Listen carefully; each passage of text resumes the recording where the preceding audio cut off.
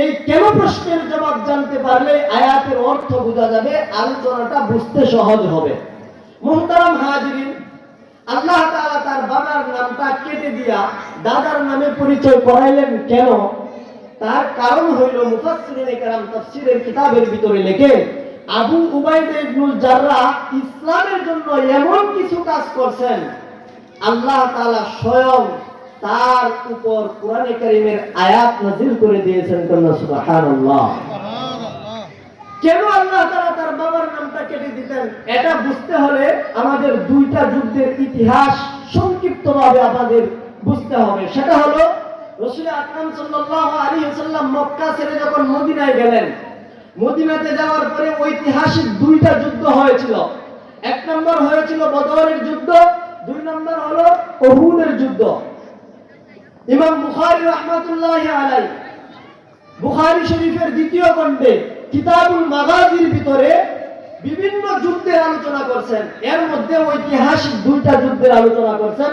একটা হলো বদর যুদ্ধ আর একটা হলো উহুদের যুদ্ধ। সর্বপ্রথম যুদ্ধ হয়েছিল বদরের যুদ্ধ, বদর প্রান্তরে। দ্বিতীয় যুদ্ধ হয়েছিল উহুদের যুদ্ধ, উহুদের ময়দানে। বদরের যুদ্ধের ঘটনাটা বলার আগে উহুদের যুদ্ধে আবু উবাইদা ইবনুল জাররাহ কি অবদান আছিল সেটা আমরা আগে জানি। বদর যুদ্ধের 1 বছর পরে সংঘটিত হয়েছিল উহুদের যুদ্ধ। উহুদের যুদ্ধে আল্লাহর নবী বিশ্বনবী রাহমাতুল লিল আলামিন যখন জানতে পারলেন বদরে যে সমস্ত ইহুদি খ্রিস্টান নাসারা কাফের বেঈমানরা আবু জাহেল উতবা শাইবা আবু জাহেলের উত্তরসূরিরা বদরের প্রান্তরে যারা মারা গিয়েছিল, ওদের রাগান্বিত অবস্থায় ক্ষিপ্ত হয়ে এখন তারা 1000-এরও বেশি কাফের বেঈমানরা উহুদের ময়দানের দিকে যাইতেছে যুদ্ধ করার জন্য। নবীর কানে যখন খবর আসছে, নবীজি 1000 সাহাবায়ে কেরামকে নিয়ে এবার যুদ্ধের ময়দানে উহুদের দিকে রওনা দিয়েছে। সুবহানাল্লাহ।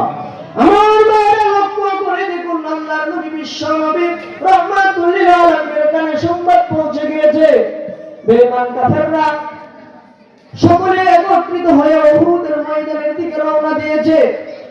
যুদ্ধের ময়দানে রওনা দিয়েছে আল্লাহর নবী বিশ্বনবী রাহমাতুল লিল আলামিন 1000 সাহাবায়ে কেরামকে নিয়ে এবার যুদ্ধ করার জন্য উহুদের ময়দানে রওনা দিয়েছে।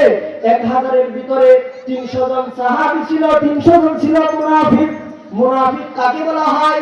যারা মুখে বলে একটা, অন্তরে আরেকটা। কথা বলেন ঠিক কিনা? মুনাফিক হলো যাদের অন্তরে একটা, মুখে আরেকটা। যারা মানুষের সামনে আসলে বলে এক কথা, পিছনে গেলে বলে আরেক কথা। হুজুরদের সামনে আসলে, আলেম ওলামাদের সামনে আসলে বলে এক কথা, আলেমদের পিছনে গেলে বলে আরেক কথা। ওরাই হলো মুনাফিক। 300 জন মুনাফিক, তাদের কানে যেন ইহুদিরা কি বলে দিয়েছে, সঙ্গে সঙ্গে ইহুদিদের এই কথার কারণে সমস্ত 300 জন মুনাফিক ডাক দিয়ে বলে, ইয়া রাসূলুল্লাহ, ইয়া হাবিবাল্লাহ, ও নবীজি, আমরা আর উহুদের ময়দানে যাব না, আমরা আর উহুদের ময়দানে যুদ্ধে যাব না। আল্লাহর নবী ডাক দিয়ে বলে, ইসলামের পিছন থেকে যদি কিছু লোক সরেও যায়, ইসলামের কোনো ক্ষতি নাই। কথা বলেন ঠিক কিনা? ইসলামের পিছন দিক থেকে যদি কিছু লোক চলেও যায়, ইসলামের কোনো ক্ষতি নাই। 300 জন মুনাফিক এবার ইহুদিদের কান পড়া শুনে 300 জন মুনাফিক আল্লাহর নবীর পিছন দিক থেকে সরে গিয়েছে। বাকি রইল 700 জন ইমানদার মুসলমান। 700 জন সাহাবায়ে কেরামকে নিয়ে আল্লাহর নবী বিশ্বনবী এবার উহুদের প্রান্তরের দিকে রওনা দিয়েছে। উহুদের ময়দানে যাওয়ার পরে 700 জন সাহাবীদের ভিতরে 50 জন ছিল তীরন্দাজ সাহাবী। কি সাহাবী? তীরন্দাজ সাহাবী। ওরা 50 জন তীর ধনুক সম্পর্কে পারদর্শী ছিল। ওই 50 জন সাহাবীকে আল্লাহর নবী বিশ্বনবী রাহমাতুল লিল আলামিন জানিয়ে দিয়েছে, ও আমার তীরন্দাজ সাহাবীরা, তোমরা উহুদের পাহাড়ের চওড়ায় দাঁড়াইবা। উহুদের পাহাড়ের দিক থেকে যেন কোনো বেঈমান কাফের উহুদের ময়দানে ঢুকতে না পারে। 50 জন তীরন্দাজ সাহাবীকে নবীজি স্থান দিলেন, তোমরা এখানে স্থান ছাড়বা না। আমিরের নির্দেশ, যুদ্ধে পরাজয় হোক আর জয় হোক, আমিরের নির্দেশ, আমি নবীর আদেশ হওয়ার আগ পর্যন্ত কেউ স্থান ছাড়বা না। আল্লাহর নবী বিশ্বনবী রাহমাতুল লিল আলামিন সুন্দরভাবে স্থান করে দিলেন। উহুদের যুদ্ধ শুরু হয়ে গেল। এক পর্যায়ে মুফাসসিরিনে কেরাম তাফসীরের কিতাবের ভিতরে লেখে এক পর্যায়ে প্রাথমিক অবস্থায় মুসলমানদের বিজয় কন্যা আল্লাহু আকবার। উহুদের যুদ্ধে প্রাথমিক অবস্থায় মুসলমানরা বিজয় ছিনিয়ে নিয়েছে।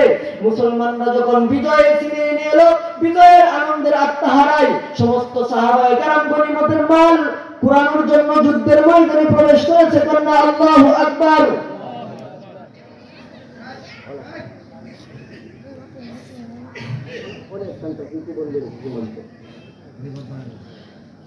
সমস্ত সাহাবায়ে কেরাম যুদ্ধের ময়দানে যখন যুদ্ধ করতেছে, যুদ্ধ যখন করা শুরু করে দিল, এক পর্যায়ে ইমাম বুখারী রাহমাতুল্লাহ আলাইহি বলেন প্রাথমিক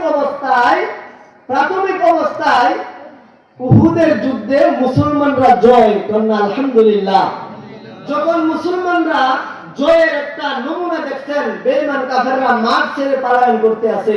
মাঠ ছেড়ে যখন পলায়ন করে, তখন সাহাবায়ে কেরাম গনিমতের মাল অর্জন করার জন্য, লুটানোর জন্য যুদ্ধের ময়দানে প্রবেশ করছে। সমস্ত বেঈমান কাফেররা মাঠ ছেড়ে পলায়ন করতেছে, যুদ্ধের ময়দানে সাহাবায়ে কেরাম ঢুকে মাল, গনিমতের মাল অর্জন করতেছে। এদিক দিয়ে খালিদ বিন ওলীদ নামে একজন সাহাবী, যিনি তখনো মুসলমান হন নাই, কিতাবের ভিতরে আসছে খিয়ারুকুম ফিল জাহিলিয়াতি ওয়া খিয়ারুকুম ফিল ইসলাম। এই খালিদ বিন ওলীদ এমন একজন সাহাবী, ইসলাম গ্রহণের পূর্বে যার মজবুতা, যার বিরুদ্ধতা ছিল যত বেশি, ইসলাম গ্রহণের পরে তার বিরুদ্ধতা আরো বেশি প্রকাশ পেয়েছিল। এই খালিদ বিন ওলীদ সেই ইহুদিদেরকে ডাক দিয়ে বলে, ও ইহুদি খ্রিস্টানরা, ও মুসলমানের যে অবস্থা এখন উহুদের ময়দানে হয়েছে, যদি আমি খালিদ বিন ওলীদের সাথে তোমরা কি সংখ্যক বেঈমান কাফের আমার সাথে চলো, আমি মনে করি উহুদের ময়দানে আমি খালিদ বিন ওলীদের নেতৃত্বে যদি যাও, তাহলে মুসলমানরা আর জয় ছিনিয়ে নিতে পারবে না, মুসলমানদের পরাজয় হবে। মুহতারাম হাজিরিন, সঙ্গে সঙ্গে খালিদ বিন ওলীদের নেতৃত্বে উহুদের ময়দানে